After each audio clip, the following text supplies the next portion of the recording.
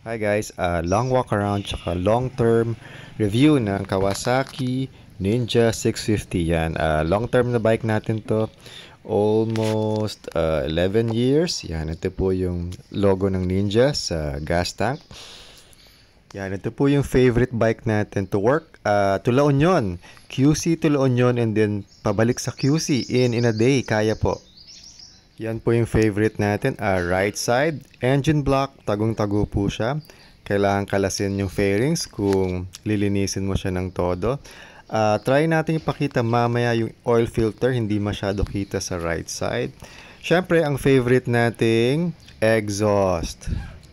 Ang sarap linisin, ang sarap tignan. Saktong-sakto siya dun sa underbelly ng bike. Ito po siyempre, shocks. Isa rin sa favorite natin. Yan. Napakalinis. Yan, hindi natin siya masyado nililinis kasi hindi siya masyado nadudumihan. Saan na ba tayo? Disc brake. Disc brake na yung likod. 160 yung gulong. Pwede yata siyang 150 lang para mas mababa pa. Yan po yung Tapalodo. Favorite nating linisin. Malinis pa rin kahit na almost 11 years na. Tsaka extra thumbs up pala sa steel bike frame. May extra caution siya compared to siguro aluminum. Ito pa, fave natin, taillight, V na taillight. Yan, signature sa lumang Ninja. Yan, signature din na maalog yung signal taillights sa likod. Yan, drivetrain na tayo or sprocket. Yan, napakalaki niya, napakaganda pang akyatan tsaka pang high speed.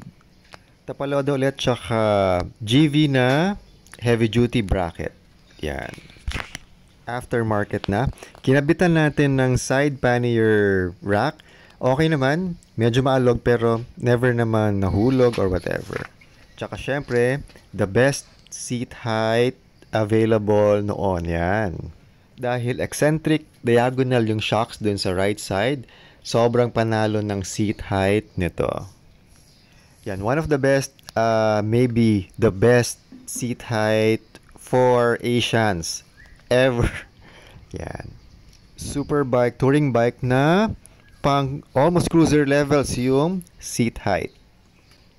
Dito na tayo sa harap, sa dashboard, cockpit, control panel ba to? Gustong gusto natin yung gauge meter nito, balancing balanse. Digital auto, analog tacho. Tsaka naka-double riser siya sa stem. Yan. So, naka-riser na yung bar. Naka-rise din yung stem niya. So, parang mini adventure na sports bike. Or parang semi-cruiser na super bike capabilities. Ayan. Signal light sa harap, walang alog. Cute na cute siya sa fairing. Yan, nandito na tayo sa bitukang manok, yung radiator kanina. Ito naman yung headers. Yan, ang ganda ng pagkaka-bend niya. Tsaka syempre, oil filter. Ayan, ito yung isa sa pinakapanalo dito. Generic lang oil filter, Vic to, Vic brand. Hindi siya mahal. Available siya sa mga auto supply. C806, pang Toyota yata to or pang Honda. Isa sa pinakapanalo, pinaka-affordable na change oil ng superbike ever. Ayan guys, disc brakes na pala tayo. Ayan, makinis na makinis pa. Ayan, wag itodo syempre yung speed ng bike. Pero ayan, ready siya for matindihang braking. Alagaan para alagaan ka rin ng bike mo.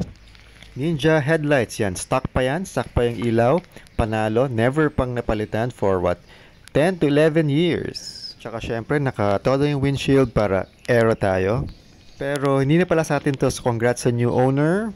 Safety first and then Super Sport Saya number 2. Salamat Kawasaki sa panalong superbike at affordable noon at kahit ngayon.